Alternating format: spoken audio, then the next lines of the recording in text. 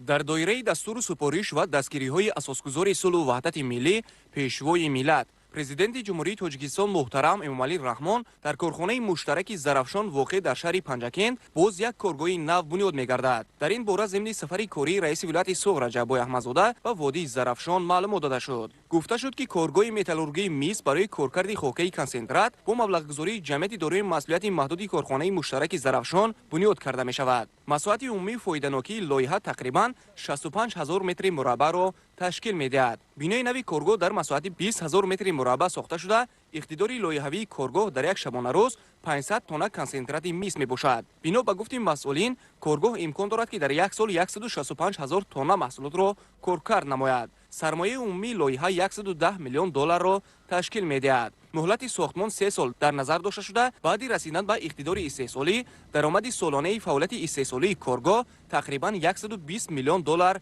арзёбӣ карда шуд. раиси вилояти Суғ Раҷаббой Аҳмадзода изҳор дошт, ки дар доираи эълон кардани саноатикунонӣ бо суръати кишвар ҳамчун ҳадафи чоруми стратегӣ дар вилоят корхонаҳои хурду бузурги саноатӣ сохта мавриди баҳрабардорӣ қарор гирифта истоданд. ин тасмим имкон хоҳад дод, ки мардум бо ҷойи кор ва маоши хуб таъмин гарданд. имрӯз дар корхонаи муштараки Зарафшон бештар аз 2100 нафар машғули кор буда, онҳо барои таваҷҷӯҳ ва ғамхорӣ ба сарвари давлат муҳтарам Эмомалӣ Раҳмон миннатдорӣ баён мекунанд. برای ما تمام شرایط‌های کاری مهیا شده است. در اینجا 3 وقت خوراک برای ما داده میشود، معاش نقص، سر و لباس تابستانه و زمستانه همه آنها برای کارگران مهیا است. منتداری خود را پیش از همه به رهبر دولت جناب عالی محترم امامعلی رحمان میرسانیم. در مجلسگاه کارخانه مشترک زرافشان مشورتی کاری برگزار گردید. رهبریت مقامات اجرایی حکومت دولتی ولایت سوخت از همکاری‌های سودمند تاجیکستان و چین توجه و دستگیری‌های حکومت مملکت در سمت بنیاد کارخانه‌های مشترک، رشد ساحه صنعت کوهی و سهم کارخانه زرافشان در کارهای آبادانی یادآور شد. معلوم داده شد که سهم کارخانه در مجموع محصولات صنعتی شهر پنجکند در 11 ماه سال روان 93.1% را تشکیل می‌دهد. در این دوره زیادشوی حجم استحصال محصولات به چشم می‌رسد، ولی شماره کارمندان نسبت به همین دوره سال 2019 کم شده است. دستور داده شد که شماره کارمندان از حساب ساکنان محلی زیاد کرده شود. رئیس ولایت سوغ رجبای احمدزاده رهبریت کارخانه مشترک زرافشان را وظیفه دار نمود که مرکز گرمدهی را بنیاد نموده فعالیت آن را با انگشت‌سنگ برآمانند تا داخل بینه معماری با گرمی تامین گردد. در این زمینه سپارش داده شد که به این وسیله نیروی برق صرفه‌کارانه استفاده می‌گردد. در سمت عهده‌داری‌های کارخانه یادآوری کرده شد که طبق سپارش پرزیدنت جمهوری تاجیکستان پیشوای ملت محترم امامعلی رحمان در مکتب نوبنیاد شهرک سرازم که با مبلغ‌گذاری کارخانه مشترک زرافشان ساخته شده است، این کارخانه باید تالار، آشخانه و مجلسگاه مؤسسه را بنیاد نماید. و غیر از این بینای نوی مؤسسه تحصیلات میانه عمومی رقم 47 واقع در شهر پنجکند نیز از جانب کارخانه مشترک زرافشان ساخته مورد بهره برداری قرار می‌گیرد.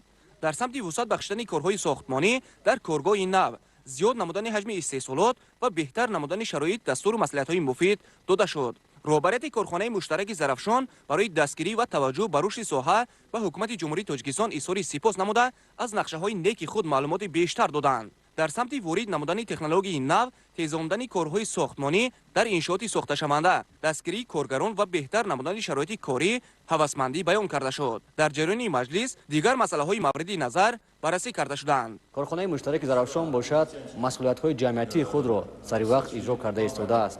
یعنی در شهر باشد детсад боғчаи бачагона, мактаб низ ҳам сохта ба истифода дод ва роҳро низ ҳам таъмир намуд. ғайр аз ин корхонаи муштараки Зарафшон бошад саҳми бузурги хесро барои ҳал намудани масъалаи ҷойҳои корӣ, яъне ин ки гузошта истодааст. пештар яъне ин ки гирифтани тилло аз маъданҳои куни таррор ба 80% буд. имрӯз бошад аллакай ба 86% расидааст. باید تاکید کرد که ساختمان заводи металлургии کارخانه مشترک زرافشان سال 2020 آغاز یافته آخر سال 2022 باشد به اتمام میرسد.